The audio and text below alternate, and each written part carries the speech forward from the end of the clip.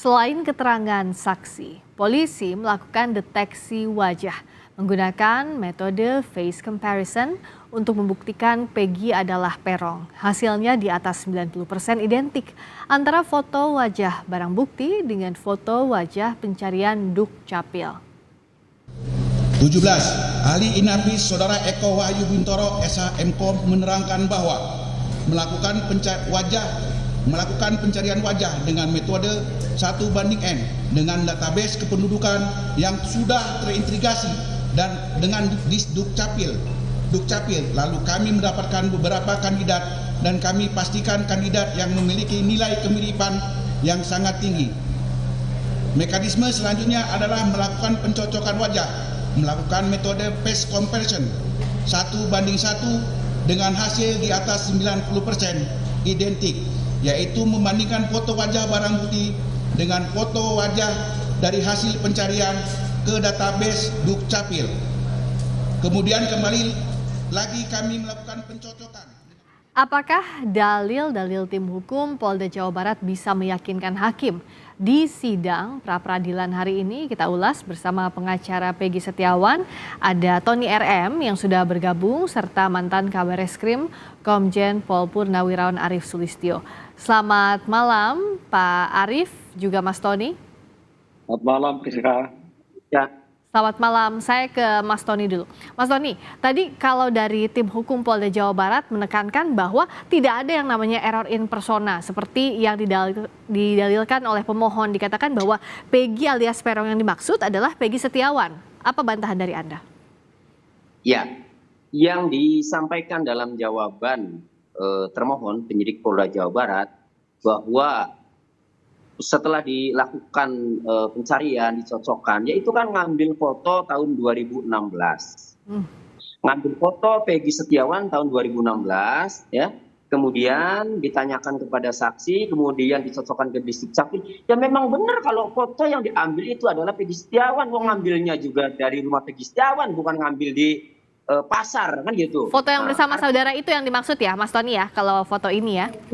Artinya itu kan identik Peggy Setiawan ya memang Peggy Setiawan. Tetapi ya dalam jawaban penyidik Polda Jawa Barat tadi ya tidak ada satupun alat bukti ya yang didapat secara scientific crime investigation ya, misalnya sidik jari dari barang bukti yang sudah disita sejak 2016 yang tertuang dalam putusan pengadilan ya. Misalnya di situ ada bambu ya.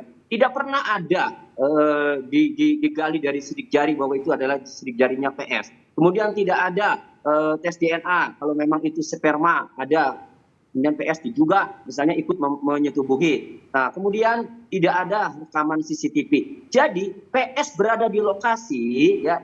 Ini hanya keterangan AF ya, di mana hanya keterangan AF dan Sudirman, di mana AF hanya melihat jarak dari 100 meter, kemudian tidak mampu mengidentifikasi, dan AF menjelaskan bahwa itu adalah Peggy Setiawan dengan motor smash itu setelah ditangkap dicocok-cocokkan. Kemudian Sudirman ya, Sudirman yang memberikan penjelasan bahwa yang ada di lokasi adalah Peggy Setiawan dengan menggunakan sepeda motor warna pink, warna ungu, smash ya. Tetapi ketika jawaban selanjutnya, ketika ditanya, Sudirman itu masih mengingat-ingat. Seingat saya, ada tato di tangan. Seingat saya, ini ciri-cirinya. Nah, artinya begini, Sudirman sebagai pelaku tindak pidana, sebagaimana putusan tahun 2016, tidak perlu mengingat-ingat. Oh ini benar orangnya, kan gitu harusnya. Itu artinya, ya jawaban yang disampaikan itu dengan alat buktinya itu hanya saksi, ya. Dari Sudirman dan dari AF ya, kami melihat itu tidak ada alat bukti yang scientific evidence ya, sehingga itu hanya keterangan-keterangan pengakuan-pengakuan saja. Yang lebih lucu lagi ya, nanti ya pada saat pembuktian dari pihak termohon, alat bukti yang digunakan oleh termohon penyidik Polda Jawa Barat untuk menetapkan tersangka, tetapi alat bukti itu tidak mau dihadirkan di persidangan saat pembuktian dari pihak termohon. Padahal saksi itu ingin kami uji ya, apakah keterangan AF, apakah keterangan Sudirman benarkah ya mengatakan seperti yang disebutkan, yang dipaparkan dalam jawaban termohon tadi. Oke, saya ke Pak Arief. Tadi kalau dari Mas Tony bilang bahwa alat bukti yang dihadirkan di persidangan tidak ada yang berdasarkan scientific crime investigation dan dianggap bahwa tidak memenuhi syarat minimal dua dari 5 alat bukti yang ada di Kitab Undang-Undang Hukum Acara Pidana. Bagaimana menguji ini kalau secara objektifnya, Pak Arief? Terima kasih, Rizka. Selamat sore, Mas Tony. Selamat sore, mari. Sudah berjuang sampai dengan hari ini untuk menegakkan keadilan, saya salut. Dan inilah mekanisme hukum yang memang diberikan oleh Undang-Undang Hukum Acara Pidana melakukan itu yang digugat adalah sah tidaknya penangkapan. Sah tidaknya penahanan, sahnya penghentian, dan sah tidak pidana terlebih dahulu. Kemudian mengenai siapa pelaku yang sebenarnya, nah ini pasti dari penyidik juga akan memberikan argumentasi-argumentasi, karena kalau RN persona mungkin bukan di sini untuk pembuktian siapa pelakunya. Nanti kalau sudah masuk ke dalam materi perkara, berarti di persidangan. Pembuktiannya apakah Peggy yang sekarang ini mengajukan pra peradilan untuk melakukan perbuatan yang bukan atau tidak, pertanyaan di dalam sidang pengadilan nanti. Jadi inilah perjuangan yang harus diperjuangkan oleh penasihat hukum. Ya, Pak Arief, tadi agak sedikit terputus dalam komunikasinya, tapi saya ingin menekankan soal tadi alat bukti ini kan yang dibuktikan di sini adalah sah atau tidaknya penetapan tersangka ya, bukan masuk kepada pokok perkara. Nah, untuk membuktikan sah atau tidaknya penetapan tersangka terhadap Peggy Setiawan, batu uji apa saja yang bisa nantinya digali oleh hakim dalam persidangan ini? Nah, itu nanti menjadi kewenangan hakim ya, alat bukti di pasal 184 itu ada keterangan saksi, keterangan ahli, petunjuk, kemudian keterangan terdakwa. Ini nanti yang akan diuji di sidang pengadilan. Tetapi di dalam pra peradilan ini adalah sah tidaknya penangkapan, sah tidaknya penahanan, kemudian sah tidaknya penghentian penyidikan. Ini kan penyidikan masih berjalan ya. Tapi yang menjadi fokus dari penasihat hukum adalah sah atau tidak penangkapan yang dilakukan oleh penyidik terhadap Peggy ini. Kemudian sah atau tidak penahanannya. Ini yang harus diperjuangkan dulu. Ya, silakan. Saya ke Pak Tony.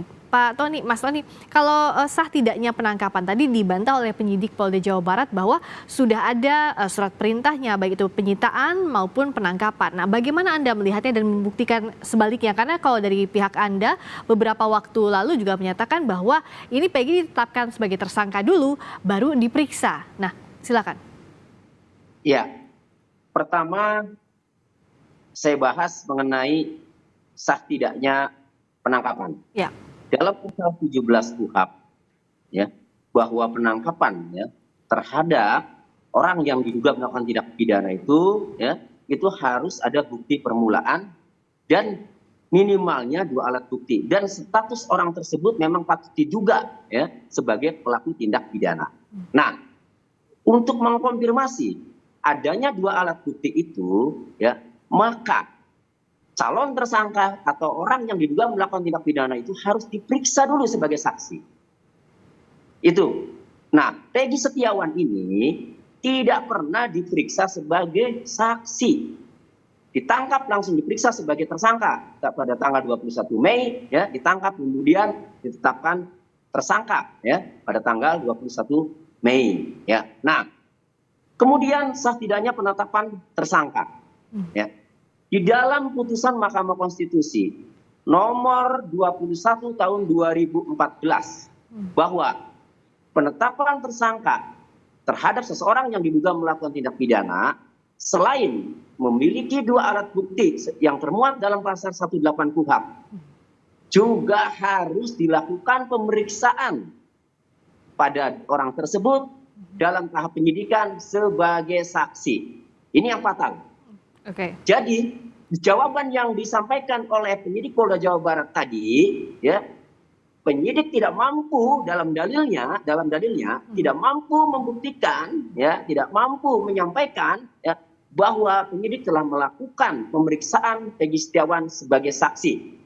Nah, ini penting karena Pak Budi Gunawan dulu, kalau kita masih ingat, kenapa Pak Budi Gunawan gugatan pra peradilannya dikabulkan?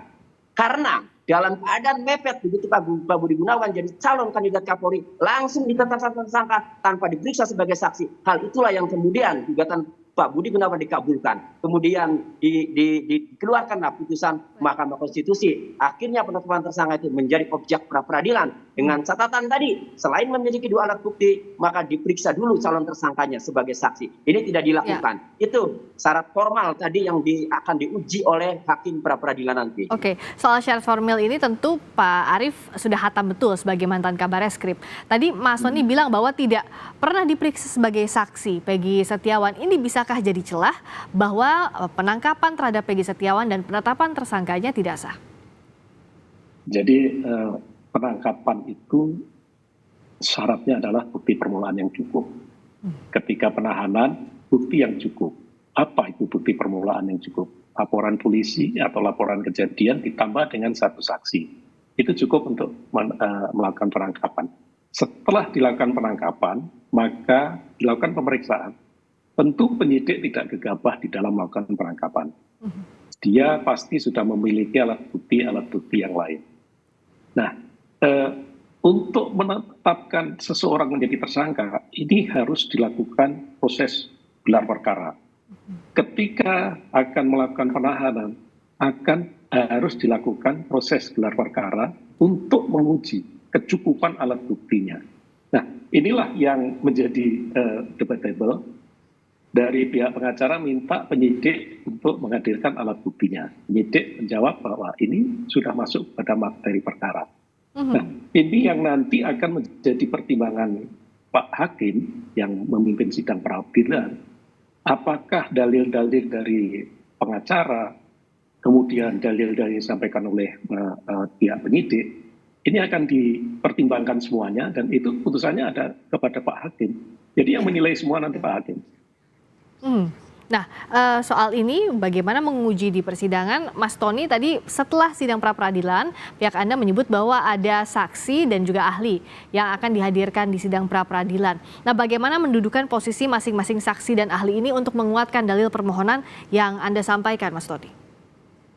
Ya, dalil permohonan kami bahwa yang ditangkap itu adalah bukan Peggy alias Peron, melainkan Peggy Setiawan, dan pada saat kejadian berada di Bandung, maka kami dukung dengan alat bukti dari saksi-saksi yang akan kami hadirkan. 5 saksi yang akan kami hadirkan, itu yang mengetahui pada saat kejadian, itu Peggy Setiawan berada di Bandung. Itu. Nah, kemudian ada ahli nanti yang akan memaparkan sesuai dengan keahliannya, bagaimana seharusnya penetapan tersangka, bagaimana seharusnya penangkapan, bagaimana seharusnya penyitaan, bagaimana seharusnya DPO, penetapan DPO, kan gitu. Karena jangan lupa penyidik Polda Jawa Barat dalam melakukan penangkapan Peggy Setiawan dan kemudian menetapkan tersangka itu dibaca putusan pengadilan, dalam dakwaannya juga sampai dibacakan sampai panjang. Artinya penangkapan Peggy Setiawan, penetapan tersangka Peggy Setiawan berawal dari putusan pengadilan dan muncul DPO. Sehingga apakah DPO yang dikeluarkan pada tanggal 15 September 2015 ya, apakah sah atau tidak? Nah, jadi itu nanti akan dilihat oleh ahli, akan memaparkan penetapan DPO sah atau tidak. Kalau penetapan DPO-nya itu tidak sah, maka berarti orang ini bukan DPO. Meskipun ada putusan pengadilan, tidak serta-merta ya kemudian langsung ditangkap. Penyidik harus mengeluarkan surat keputusan atau surat ketetapan dulu, terutama ketetapan tersangka. Baru kemudian ditindaklanjuti dengan pemanggilan. Kalau tidak bisa dipanggil, tidak ada keberadaannya dipanggil 2 kali, baru ditetapkan DPO. Ini tidak dilakukan. Penetapan tersangka tidak pernah dilakukan sejak 2016-2017 sejak putusan sampai dengan rame-rame setelah viral ada film Dina, tidak pernah. Penetapan tersangka dilakukan pada tanggal 21 Mei 2024. Ya, baik. Terakhir saya ke Pak Arief, singkat saja. Tadi kan Mas Tony sudah memaparkan ada saksi ahli yang besok akan dihadirkan, begitu pula dari pihak termohon penyidik Polda Jawa Barat. Nah, dalam sidang pra-peradilan menguji hal formil sah atau tidaknya penangkapan serta penetapan tersangka dengan dihadirkannya saksi dan ahli, ini bisa jadi bahan untuk hakim mempertimbangkan bahwa status tersangka Peggy ini sah atau tidak, begitu ya Pak Arief. Nah, tapi bagaimana mendudukannya secara objektif? Apa yang disampaikan para pemohon maupun termohon? Ya, masing-masing pihak pasti akan mempertahankan apa yang sudah dilakukan dan apa yang menjadi gugatannya. Mau mendatangkan saksi ahli, mau mendatangkan alat bukti, dan itulah upaya yang dilakukan oleh penasihat hukum dari pihak Peggy. Begitu juga dari Polda Jawa Barat. Semua nanti akan diperhitungkan atau dipertimbangkan oleh hakim. Sehingga kita tinggal menunggu aja apa keputusannya Pak Hakim. Yakinlah bahwa Pak Hakim akan memutuskan dengan adil. Ya. Dan seperti ada gium yang sudah kita kenal, daripada lebih baik untuk melepaskan 1.000 orang bersalah daripada menahan 1 orang yang tidak bersalah, itu ya Pak Arief. Ini yang akan diuji di sidang. Itu landasan moral itu. Ya, dan ini yang harus dipegang karena keadilan harus ditegakkan. Dan Mas Tony juga ditunggu besok saksi serta ahli yang dihadirkan di persidangan pra-peradilan Peggy Setiawan. Terima kasih atas waktunya Mas Tony RM, pengacara Peggy Setiawan. Terima kasih Komjen Pol Purnawirawan Arief Sulistianto, mantan Kabareskrim Polri. Terima kasih, selamat malam. Terima kasih.